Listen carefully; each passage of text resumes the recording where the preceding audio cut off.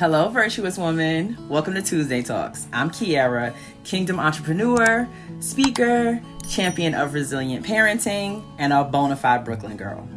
Today, I want to share a quick word of encouragement with you. Okay, so in this family, we love pickles. We love spicy pickles. We love the garlic pickles that go with a good hero. I'm from Brooklyn. Sweet pickles that go on a pasta salad. Smoky pickles that go on hamburgers. Sweet and spicy pickles, we eat them with pizza sometimes. Sour pickles, you get it. We love pickles.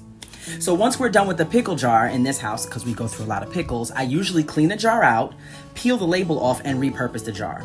I've reused pickle jars for everything from drinking glasses to storing homemade lotions to Q-tip and makeup brush holders to craft containers for buttons and beads. I'll reuse a pickle jar for virtually anything because at the end of the day, it's just a container. Its original purpose was to hold the pickles I purchased, but when the pickles are gone or done, I find another use for that vessel. I'm here to tell you to find another use for your pickle jar, sis. When I was in the world, my mouth used to get me into trouble more times than I can count. I'd be talking crazy, and before I knew it, I was in the midst of an argument.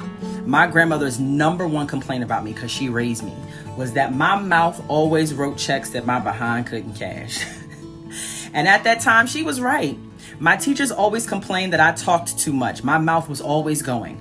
Growing up, I had even an issue with profane language, a problem that I wrestle with sometimes even until this day. However, on the other side of the kingdom, my mouth is now a tool of revelation, intercession, and prophecy. What was once a vehicle of truculence and idolatry is now being used to glorify the God of all creation. And I'm here to tell you to find a use for those pickle jars in your life too. You used to be a street pharmaceutical representative, pushing weight over state lines from New York to Mexico. And you can use that same ability, though, to get the word of God into regions where the Bible is prohibited. Find another use for that pickle jar. You might have been outside in the world, like outside. You've had your fair share of brothers. However, you are a married, godly woman now.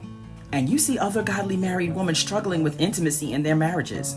Take the knowledge you used to use to, seduce men in the world and teach God's daughters how to be exciting and enticing for their own husbands. You know how to capture and hold a man's attention. Use that gift to help fortify your married sisters and give them the confidence that they need or may be lacking in marriage. Find another use for that pickle jar. You might have threw some of the wildest parties imaginable. Okay, I know a few people like that. You knew how to keep a party live. You knew which DJ to hire. You knew which pretty girls or handsome dudes to bring into the party to keep the party popping. You knew where to put the eye candy. You had all kinds of stuff go down at the parties.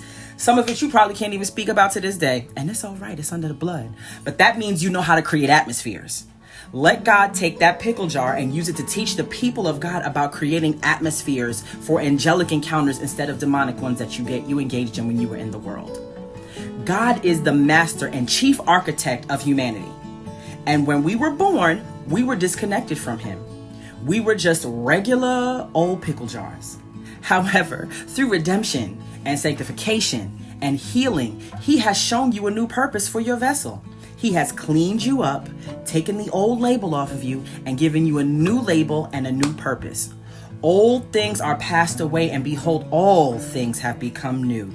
You are not a pickle jar anymore, honey, and don't you let anybody tell you otherwise. Have a good day.